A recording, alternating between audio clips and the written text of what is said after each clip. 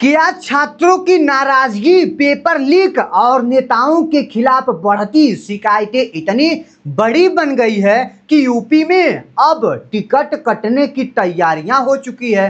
सोचिए, जिस पार्टी की सरकार यूपी में मजबूत मानी जाती रही, उसी के अंदर अब यह डर कैसे बैठ जा रहा है कि अगर अभी चेहरा नहीं बदला तो 2027 में नुकसान हो सकता है। सामने आ रही है रिपोर्टों में कहा जा रहा है कि बीजेपी के अंदरूनी सर्वे में 52 से 67 सीटों तक नुकसान की बातें सामने आई है। यानी पार्टी 190 से 205 के सीटों के बीच रुक सकती है, जबकि बहुमत के लिए 202 सीटें चाहिए। और अगर यह आंकड़ा सच के करीब भी है तो समझ लीजिए कि मामला सिर्फ एक सर्वे का नहीं बल्कि पूरे संगठन की बेचैनी का है। अब कहानी यही नहीं रुकती है। सवाल सिर्फ यह नहीं है कि सीटें कम होगी या ज्यादा, सवाल यह है कि क्या जनता अब पुराने चेहरों से थक चुकी है? क्या विधायक अपने इलाकों में इतनी सक्रिय नहीं रहे जितना उन्हें होना चाहिए था? क्या लोगों की शिकायतें ऊपर तक तो पहुंची लेकिन नीचे तक जवाब नहीं पहुंचा? यही वो सवाल है जिनकी वजह से पार्टी के अंदर हड़कंप मची हुई है। रिपोर्ट के मुताबिक पार्टी को करीब 35% मौजूदा विधायकों के टिकट काटने पड़ सकते हैं। कुछ जगह यह बात और तेज हो जा रहा है कि 70 से 80 सीटों तक नए चेहरे की चर्चा में बदल जाती है। कुछ रिपोर्ट तो 100 तक का आंकड़ा भी उछालती है। लेकिन यहाँ एक बात समझनी होगी, ये सब अभी खबरें और अंदरूनी आकलन है पर आधारित है। अंतिम फैसला अभी सामने नहीं आया है। फिर भी जब किसी पार्टी के भीतर इतनी बड़ी कटौती की चर्चा शुरू हो जाए तो साफ समझ आता है कि नीचे जमीन पर कुछ ना कुछ गड़बड़ हुआ है। अब जरा गांव देहात वाला भी भाषा में समझिए। बात कुछ ऐसी है कि पार्टी अपने ही लोगों से पूछ रही है कि कौन काम कर रहा है, कौन नहीं कर रहा है, कौन लोगों के बीच में खड़ा है, कौन सिर्फ फोटो खिंचवा कर लौट रहा है, कौन जनता की सुनता है, कौन सिर्फ कुर्सी बचाने में लगा हुआ है। यही वजह है कि अब टिकट का मसला सिर्फ चुनावी नहीं रहा, यह अब भरोसा का मसला बन गया है। सबसे ज्यादा चिंता की बात यह बताई जा रही है कि नाराजगी सिर्फ नेताओं तक सीमित नहीं है, छात्र गुस्सा में हैं, पेपर लीक ने भरोसा तोड़ दिया है। कई जगह लोग कह रहे हैं कि मेहनत करने के बाद भी सिस्टम जवाब नहीं देता है। कुछ लोग कहते हैं कि पढ़ाई का माहौल बिगड़ता हुआ जा रहा है, कुछ कहते हैं कि नौकरी की उम्मीदें टूट रही है। और जब बार बार सामने दिखाई देने लगा तो भाई सिर्फ गुस्सा सोशल मीडिया तक सीमित नहीं रहता है, वह वोटों तक पहुंच जाता है। यही कारण है कि पार्टी के अंदर अब डर और भी गहरा हो गया है, क्योंकि राजनीति में सबसे बड़ा खतरा विरोधी पार्टी नहीं होती है, कभी कभी अपनी ही कमजोर जमीन होती है। अगर विधायक अपने ही इलाके में कमजोर पड़ गया है, अगर जनता उसके नाम पर पहले जैसी गर्मजोशी नहीं दिखा रही है, तो भाई समझ लीजिए कि धीरे धीरे दूरी बनाने लगे हैं लोग। तो फिर चुनाव का गणित बदल जाता है और इसी गणित को अब पार्टी समझने की कोशिश कर रही है। रिपोर्टों में यह भी कहा जा रहा है कि सर्वे में जनता से साफ पूछा गया है कि क्या वे अपने विधायक से खुश हैं, उनकी छवि कैसी है, काम हुआ या नहीं हुआ, विकास की कौन सी बातें रुक कर रही है, किस मुद्दे पर सुनवाई नहीं हुआ है और क्या वही चेहरा दोबारा चाहिए। इसका मतलब साफ है कि पार्टी अब सिर्फ जीतने वाला नाम नहीं ढूंढ रही है, वह ऐसा चेहरा ढूंढ रही है जो जमीन पर टिक सके, लोगों से बोल सके और गुस्से को कुछ हद तक शांत कर सके। लेकिन यहाँ सबसे बड़ा सवाल यही है कि अगर गुस्सा इतना ज़्यादा है तो क्या सिर्फ टिकट बदल देने से बात बन जाएगी? क्या पुराने चेहरे हटाकर नए चेहरे को लाने से नाराज जनता तुरंत मान जाएगी? क्या लोग सिर्फ नाम बदलने से फिर भरोसा कर लेंगे? शायद नहीं, कभी नहीं, क्योंकि जब गुस्सा सिर्फ चेहरों का नहीं व्यवस्था का हो जाए तब बदलाव भी बहुत सोच समझकर करना पड़ता है।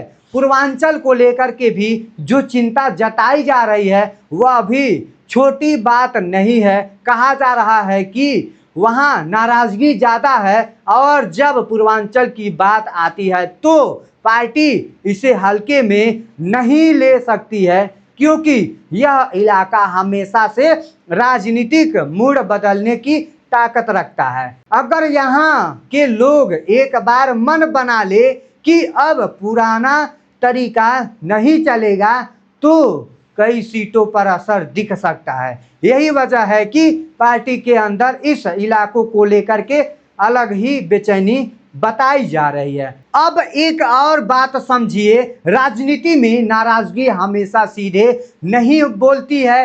कई बार लोग सामने कुछ और कहते हैं लेकिन वोट में कुछ और दिखाते हैं। कई बार नेता को हटा करके वहां पर उनकी मुस्कान देखते हैं लेकिन भीतर उनके अंदर गुस्सा पल रहा होता है। और कई बार टिकट मिलते ही लग जाता है कि जीत पक्की है, लेकिन जब बूथ पर गिनती शुरू होती है तब पता चलता है कि कितना वोट हमें मिला है। हल्के में नहीं लिया जाता है किसी भी पार्टी को कि कागज पर सब ठीक दिख सकता है लेकिन हकीकत कुछ और होती रहती है। इसी वजह से अब टिकट कटने की चर्चा केवल एक प्रशासनिक फैसला नहीं लगती है, यहाँ एक तरीके से चेतावनी है, एक संदेश है कि पार्टी अपनी कमजोर कड़ी पहचान रही है और अगर वक्त रहते ही उस कड़ी को नहीं बदला तो भाई नुकसान सहना पड़ सकता है। यही डर अब अंदर तक बैठा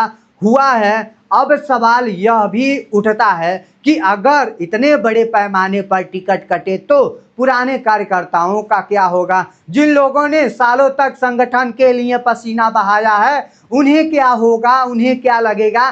क्या वे नए चेहरे को आसानी से स्वीकार कर लेंगे या फिर भीतर नाराजगी और बढ़ेगी? यह भी बड़ा सवाल है, क्योंकि टिकट बदलना आसान है लेकिन संगठन के मान को संभालना मुश्किल होता है। इस पूरे मसले में जनता सबसे बड़ा केंद्र है। वही जनता जो रोज अपनी नौकरी, पढ़ाई, सड़क, अस्पताल, बिजली और राशन की चिंता करती रहती है। वही जनता जो नेता से बड़ी बात नहीं चाहती है, बस काम चाहती है। और अगर वही जनता कहने लगे कि अब भरोसा कम हो गया है उस सरकार पर, तो भाई फिर बड़ी बड़ी रैलियां भी उसमें सब कुछ फीकी पड़ सकती है। राजनीति आखिरकार इसी भरोसे पर चलती है। रिपोर्टों में छात्रों और युवाओं की नाराजगी का जो जिक्र आ रहा है वह भी इस भरोसे से जुड़ा हुआ है। परीक्षा लीक हो सकता है, भर्ती में देरी हो रही है, पुलिस कार्रवाई से गुस्से बढ़े हैं या फिर पढ़ाई का माहौल बिगड़ता हुआ नजर आ रहा है। इन सब का असर सीधे परिवारों पर पड़ता है। एक छात्र का गुस्सा सिर्फ उसका नहीं होता है, उनके घर माँ बाप, बहन भाई और पूरे मोहल्ले का भी होता है। इसलिए जब युवा नाराज होता है तो उसका असर बहुत दूर तक जाता है। अब जरा उस राजनीतिक भाषा को भी समझिए जिसे आम लोग रोज नहीं सुनते हैं। जब पार्टी कहती है कि एंट्री इनकम्बेंसी बढ़ रही है तो असल में उसका मतलब होता है कि लोग पुरानी सरकार या पुराने विधायक से रूब हो गए हैं। जब कहा जाता है कि चेहरा बदलना होगा तो मतलब होता है कि पुराना नेता अब वोट नहीं खींच पा रहा है। और जब सर्वे में टिकट काटने की बात आती है तो इसका मतलब यह नहीं कि कोई फैसला पहले ही हो गया है, बल्कि यह कि पार्टी को भीतर से खतरे की घंटी सुनाई देने लगती है। यही वजह है कि अब सबकी नज़र इस बात पर है कि पार्टी आगे क्या करती है। क्या वह पुराने विधायकों को मौका देगी या बड़े पैमाने पर नई टीम उतारेगी? क्या वह सिर्फ चेहरे बदलकर जनता को जवाब देना चाहती है या फिर असली शिकायतों पर काम करेगी? क्या छात्र की नाराजगी को वह गंभीरता से लेगी? क्या पेपर लीक और स्थानीय गुस्से पर कोई ठोस कदम उठाएगी या फिर सब कुछ चुनाव तक टला देगी? यहीं पर कहानी और पेचीदा हो जाती है, क्योंकि चुनाव से पहले हर पार्टी यही दिखाने की कोशिश करती है कि सब ठीक है, लेकिन अंदरूनी सर्वे अक्सर कुछ और बोलता है। और जब अंदरूनी सर्वे बाहर आ जाता है तो समझिए कि अंदर की चिंता बहुत बढ़ जाती है। यही चिंता अब बीजेपी के उत्तर प्रदेश वाले मामले में दिखाई दे रही है। और एक और पहलू पर, जब अगर पुराने चेहरे हटते हैं तो नए कौन होंगे? क्या नए चेहरे के पास जमीनी पकड़ होगी? क्या वे गांव, कस्बे और मोहल्ले में वही भरोसा बना पाएंगे या फिर वे भी शुरुआत में उत्साह तो देंगे लेकिन बाद में वही पुरानी शिकायतें दोहराई जाएंगी? क्योंकि जनता अब सिर्फ नया चेहरा नहीं चाहती है, वह काम करवाना चाहती है अपने एरिया में। और यही सबसे बड़ी मुश्किल है कि विधायक और नेता काम करने के लिए मंजूर नहीं है। कई बार राजनीति में एक सर्वे सिर्फ एक नंबर नहीं होता है, वह मूड बता देता है कि वह हवा का रुख किसके ओर ले जा रहा है। क्या बीजेपी की ओर जा रहा है? क्या समाजवादी पार्टी की ओर जा रहा है? क्या बहुजन समाजवादी पार्टी की ओर जा रहा है? और क्या छात्र गुस्से में है, युवा बेचैन है, स्थानीय लोग शिकायत कर रहे हैं और विधायक अपने इलाके में बचाव की मुद्रा में दिख रहे हैं? तो आप क्या कहना चाहते हैं? आप किस पार्टी को सपोर्ट करना चाहते हैं? कमेंट सेक्शन में बताइएगा। इसी के साथ वीडियो को समाप्त करते हैं। जय हिंद, जय भारत।